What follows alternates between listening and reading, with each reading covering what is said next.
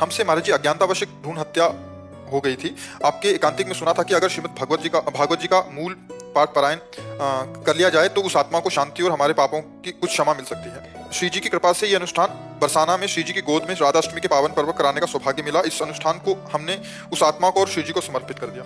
मेरी कोई संतान नहीं है, मेरे मन में अब नई संबंध में फंसना नहीं चाह रहा। परिवार की अत्यधिक दबाव है और कोई अनाथ कन्या को गोद लेने के लिए बोल रहे हैं, क्या ये उचित रहेगा?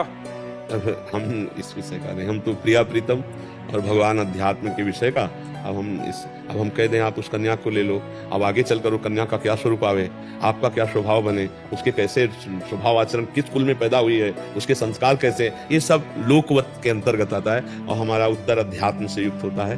तो हमें लगता है इस विषय का उत्तर हम नहीं दे पाएंगे कि आप लें या आप ना लें। हाँ, हम ये जरूर कहते हैं कि किसी भी स्थिति में भगवान को भूलिए मत। अब इन विषयों का चूंकि ये सब भविष्य में छुपा हुआ है, अब हम कह दें तो आप कहोगे आपने कह दिया था इसलिए लड़की को हमने स्वीकार किया और वो तो ऐसे लक्षणों से ऐसे है ऐसे है, हम तो क्लेश में फंस गए आपकी आज्ञा से। अगर कह दें नहीं तो बोले बताओ अनाथ बच्ची एक घर में चली जाती तो उसका जीवन पोषण होता, बाबा ने कैसे बात, तो दोनों बातों में है ना। तो हमारा सीधा उत्तर ऐसा होता है जिससे आप प्रपंचातीत होकर के आनंद को प्राप्त हो भगवान को। अब जैसे आप लड़की को गोद में लेने की बात ना बोलते फिर बोलते कि मेरे लिए क्या कर्तव्य है, तो यही कहते प्रिया प्रीतम को अपना मान लो और उन्हीं को दुलार करो और उन्हीं के दुलार में पूरा जीवन व्यतीत कर दो।